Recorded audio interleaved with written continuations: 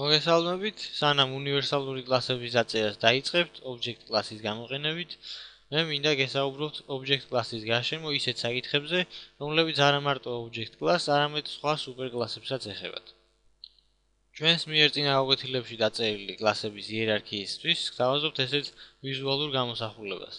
ჩვენ დავწერეთ სუპერკლასი vegetable, რომელიც არის აბსტრაქტული კლასი და დავწერეთ მისი მემკვიდრე უკვე კონკრეტული კლასი carrot კლასი. რომელსაც აქვს თვითონ დამატებული ფერი, ესეთი ცვლადი და რომელიც გადასაზღვრავს მეთოდს grows, რომელიც არის თვითონ აბსტრაქტული. ასევე ჩვენ ვიცით, რომ Java-ში ნებისმიერი კლასი, რომელსაც არ ყავს მშობელი, მის მშობლად ცხადდება დეფოლტად object კლასი. ეს გვაძლევს იმის საშუალებას, რომ ჩვენი carrot კლასი აღჭურვოთ იმ მეთოდებით, რაც საჭიროა ნებისმიერი ობიექტის არსებობისთვის Java-ში. ჩვენ შეგვიძლია შევქმნათ carrot კლასის ობიექტი და გამოვიყენოთ ის ცვლადები და ის მეთოდები, რაც მას ერგო მემკვიდრეობით, ან რაც მას გააჩნია თვითონ, რაც აქვს საკუთარი. თუ კოდის მოცემულ სტრიქონს დავაკვირდებით, ეს გახლავთ სტანდარტული სიტუაცია, როდესაც მიმთითებლის ტიპად და ობიექტის ტიპად გამოცხადებული არის ერთი და იგივე კლასი. ამ შემთხვევაში carrot. ჩვენ ამას ხვდებით Java-ში ნებისმიერი პროგრამის დაწერის დროს.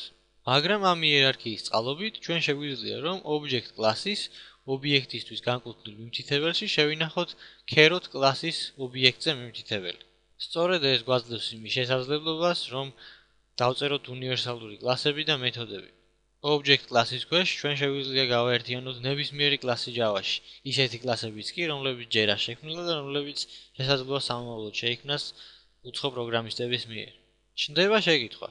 Რაღა საჭირო არის მაშინ მიმთითებლების ტიპად გამოვაცხადოთ ჩვენს მიერ დაწერილი კონკრეტული კლასის სახელები, როცა ჩვენ შეგვიძლია განაცხადი გავაკეთოთ ისეთ მიმთითებელზე, რომელიც მიუთითებს object კლასის ობიექტზე და მასში შევინახოთ ნებისმიერი კლასის ობიექტზე მიმთითებელი.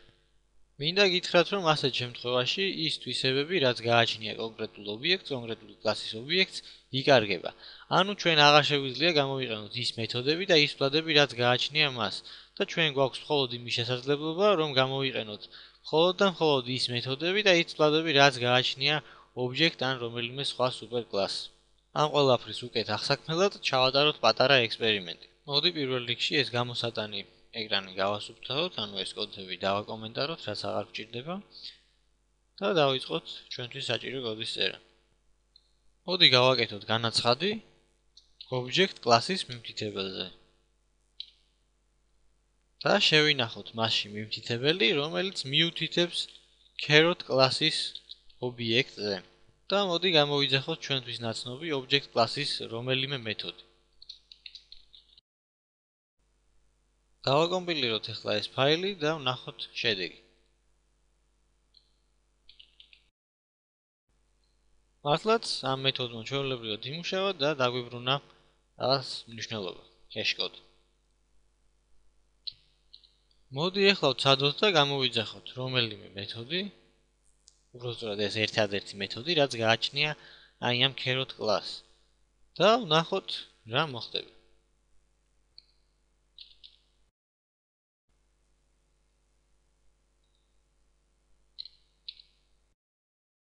და რა თქმა უნდა ვერ მოვახერხეთ აი ამ მეთოდის გამოყენება. როგორც უკვე გითხარით, აი ამ carrot კლასის ობიექტმა დაკარგა ის შესაძლებლობები და ჩვენ აღარ შეგვიძლია მისი თვისებების, მისი ცვლადების და მეთოდების გამოყენება.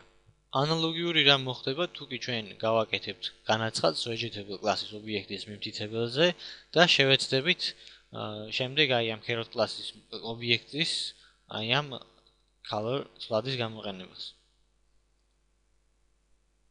მოდი გადავაკეთოთ ეს კოდი. ისევ OR ქვას და შევინახოთ აი ეს. ამ შემთხვევაში ეს O.grow ეს მეთოდი იმუშავებს და მოდი ჯერ ამაში დავრწმუნდეთ. რა თქმა უნდა იმუშავა, ახლა გავუშვათ. და დაგვიბეჭდა ეს მეთოდი, რომელიც გადავსაზღვრეთ, ეს აბსტრაქტული მეთოდი, რომელიც გადავსაზღვრეთ აი ამ carrot კლასში. მაგრამ აი ამ carrot კლასს საკუთარი გააჩნია ეს color. ისეთი ცვლადი, რომელიც არ გააჩნია აი ამ vegetable კლასს. და თუ კი ჩვენ ახლა შევეცდებით და გამოვიყენებთ აი ამ colors-ლაც დაგვიფიქსირდება შეცდომა. ამისთვის დავწეროთ color და ვცადოთ ახლა ამ ფაილის დაკომპილირება.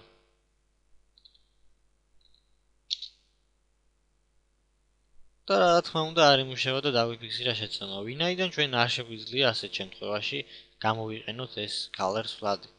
მოდი ახლა ეს გადავაკეთოთ caret-ად, აი ესეთნაირად და ვნახოთ რომ ყველაფერი იმუშავებს. და იმუშავა.